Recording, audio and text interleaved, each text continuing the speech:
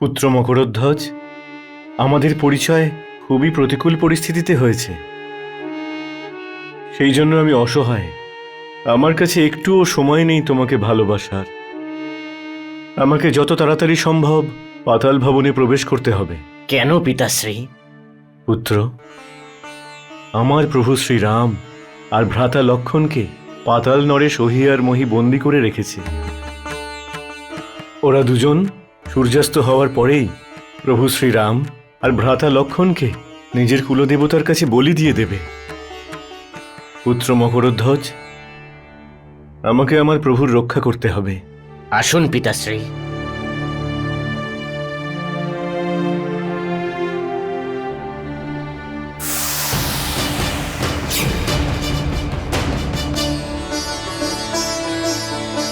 প্রবেশ করুন পিতাশ্রী। জয় শ্রীরাম।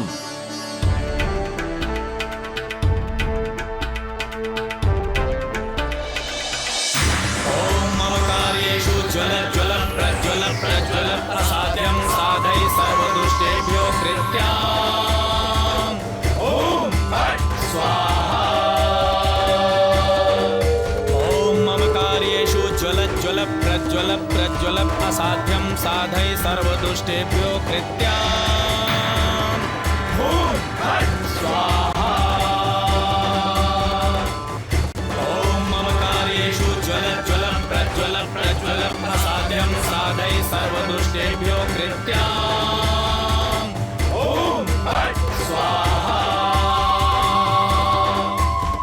আজ পাতাল দেবতা ভীষণ প্রসন্ন হবেন। হ্যাঁ, প্রথমবার পাতাল দেবতা মানুষের বলি পাবে, আর তাও রাম আর লক্ষণে।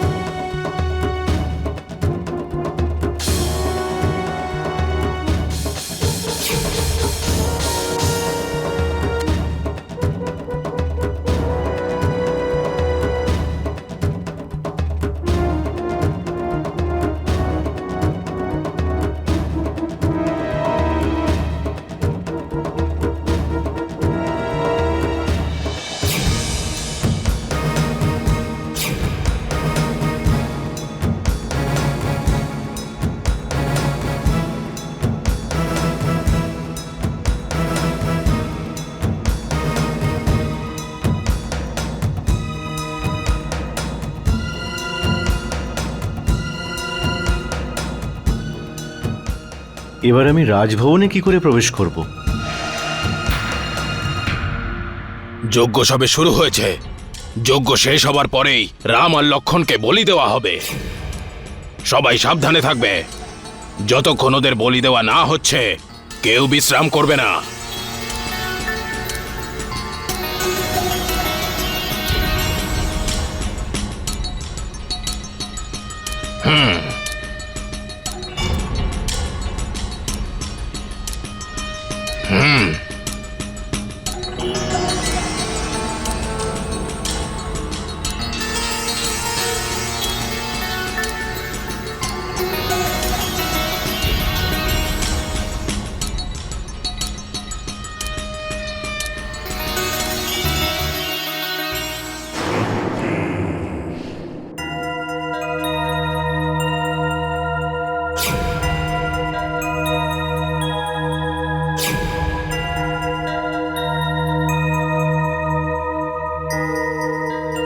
ত্রিজটা, এই সীতা বারবার সূর্যের দিকে তাকিয়ে কেন এভাবে হাসছে?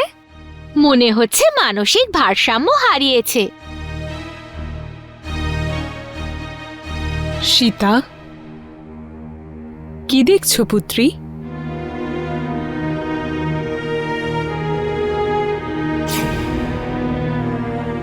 সূর্যদেবকে? তুমি ঠিক আছো তো? আপনি এমন কেন জিজ্ঞেস করছেন মাতা? সীতা, আমার তোমাকে নিয়ে চিন্তা হচ্ছে। তুমি সূর্যদেবকে দেখে কখনো হাসো? কখনো অবাক হয়ে তাকাও। কেন? রাজবৈদ্যকে কি তোমার কাছে পাঠাবো?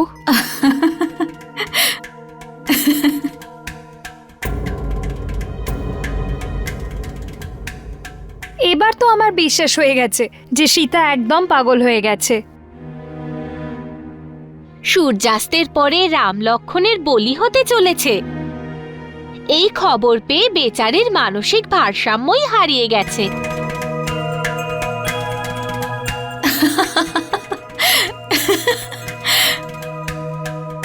আপনার কি মনে হয় মাতা ত্রিজটা, মানসিক ভারসাম্য হারিয়ে ফেলেছি?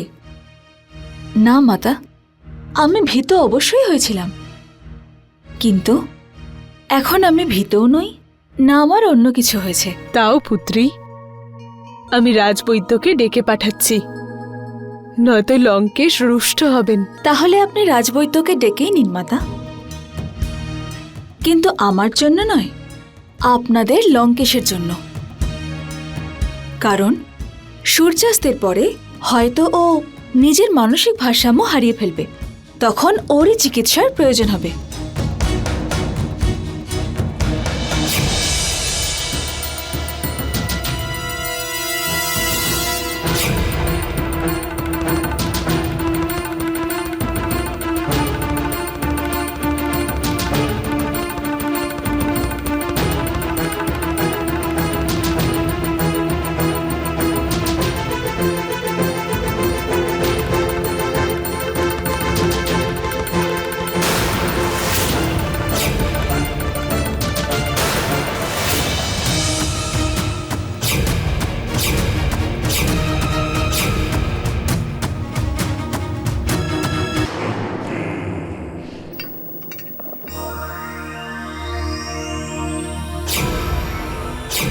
সেনাপতি প্রহস্তকে ত্রিজটার প্রণাম। কি হয়েছে ত্রিজটা, তুমি এখানে? সীতা, কি হয়েছে সীতার? আমার মনে হচ্ছে যে সীতা তার মানসিক ভারসাম্য হারিয়ে ফেলেছেন। সূর্যের দিকে তাকিয়ে কখনো হাসে, কখনো অবাক হয়ে তাকায়। লঙ্কেশকে বলতে ভয় করছে, তাই আপনার কাছে এসে বললাম। ত্রিজটা, শুধু সীতা কেন, যে কোনো নারী এই অবস্থায় মানসিক ভারসাম্য হারিয়ে ফেলবে যদি সে জানতে পারে সূর্যাস্তের পরেই তার স্বামীর মৃত্যু হবে।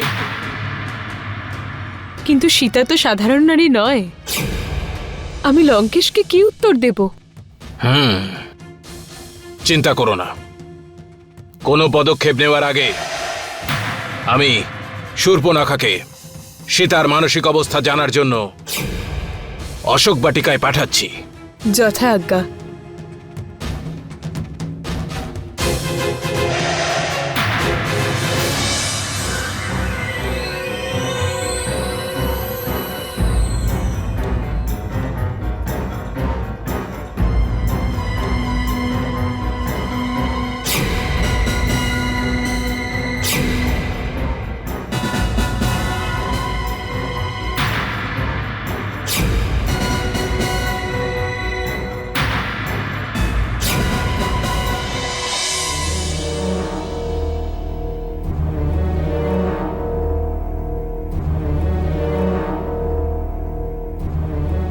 মহারানীর জয় হোক। একজন বন্দিনীর জয়ধ্বনি দিচ্ছ? আমি কতটা অভাগিনী, শত চেষ্টা করেও প্রভু শ্রীরাম আর লক্ষণকে রক্ষা করতে পারছি না। রূপা, প্রভু শ্রীরাম আর লক্ষণের বলি হওয়া ঠিক নয়। আমি ওহি আর মহির মৃত্যুর রহস্য জানি। যদি ওদেরকে কেউ বধ করতে পারে তাহলে প্রভু শ্রীরাম বেঁচে যেতে পারেন। পাতালের মহারানী পাতাল নরেশের মৃত্যু চায়? আমি চাই না ওদের যজ্ঞ সফল হোক। আমি সূর্যাস্তের আগে আমার প্রভু শ্রীরাম আর লক্ষণকে বন্ধন মুক্ত দেখতে চাই। কে বন্ধন মুক্ত করবে আমার প্রভু শ্রীরামকে? কে করবেন ওনাদের রক্ষা?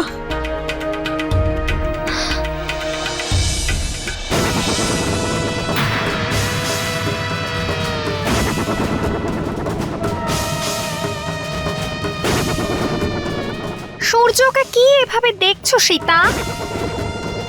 তুমি দেখে নাও, মন ভরে দেখে নাও সীতা, কারণ আর কিছুক্ষণ পরেই সূর্য অস্ত হয়ে যাবে।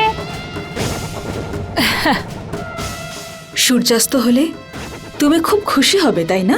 হ্যাঁ, কিন্তু আমি জানি যে তুমি একদম খুশি হবে না। কেন খুশি হব না?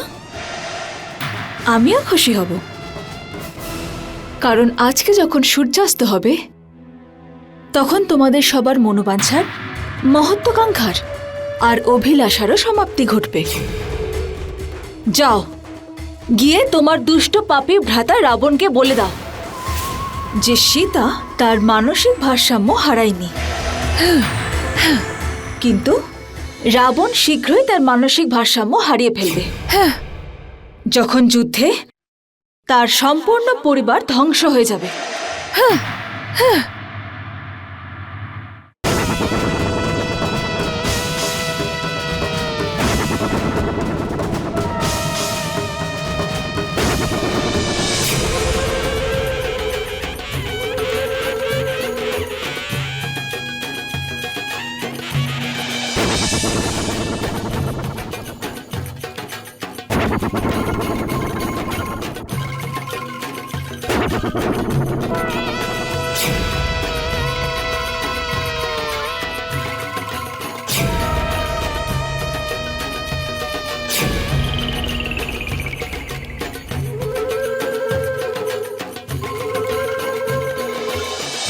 পাতাল নরেশ, পাতাল দেবতাকে বলি উৎসর্গ করতে প্রস্তুতি শুরু করুন। সূর্যাস্ত হওয়া মাত্রই বলি দিতে হবে। যজ্ঞ পূর্ণ হলেই আপনাদের মনোবাঞ্ছা পূর্ণ হবে।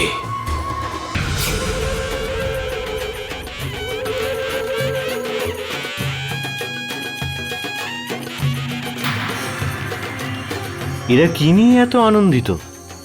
এরা কোনো উৎসব পালন করছে নাকি? শোনো শোনো শোনো, মন দিয়ে শোনো। পাতাল নরেশ, মহারাজ অহি আর মহারাজ মহি পাতালবাসীর মঙ্গলের জন্য, সকলের মনোকামনা পূর্ণ করার জন্য যজ্ঞ করছেন। সূর্যাস্ত হলেই দুজন মানবের, যারা পৃথিবীতে রাজকুমার ছিলেন, রাম লক্ষ্মণ, তাদের বলি দেওয়া হবে। আর তোমাদের সবাইকে রাক্ষস দেবতার পক্ষ থেকে নরমাংসের প্রসাদ দেওয়া হবে। আপনাদের সবাইকে রাজ মন্দিরে স্বাগত জানানো হচ্ছে।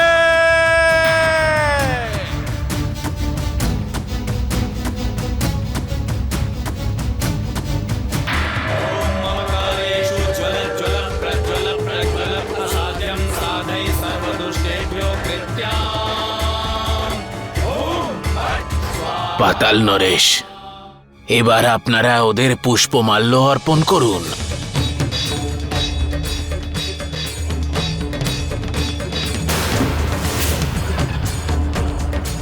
এবার আমরা পাতাল দেবতার কাছে প্রার্থনা করব।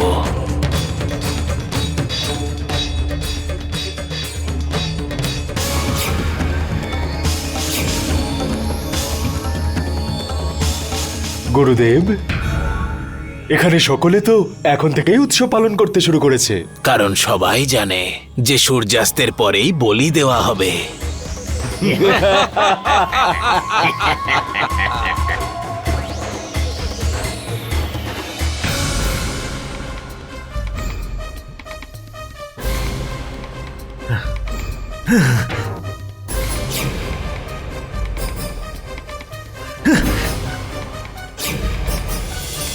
বৎস,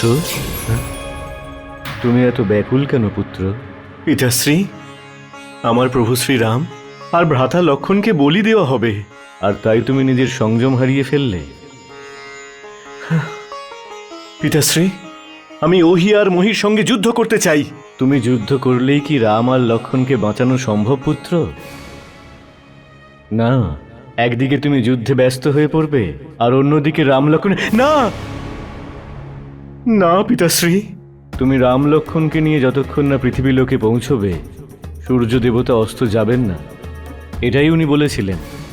তাহলে তুমি কেন আবেগতাড়িত হয়ে নিজের সংযম হারিয়ে ফেলছ? আমি ভুলে গিয়েছিলাম পিতাশ্রী, আমার শুধু এটাই মনে ছিল যে আমার প্রভুকে বলি দেওয়া হচ্ছে। কিন্তু এবার আমার সবকিছু মনে পড়ে গেছে।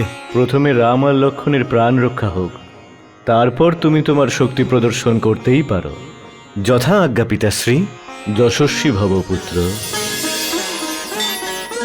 जय श्री राम।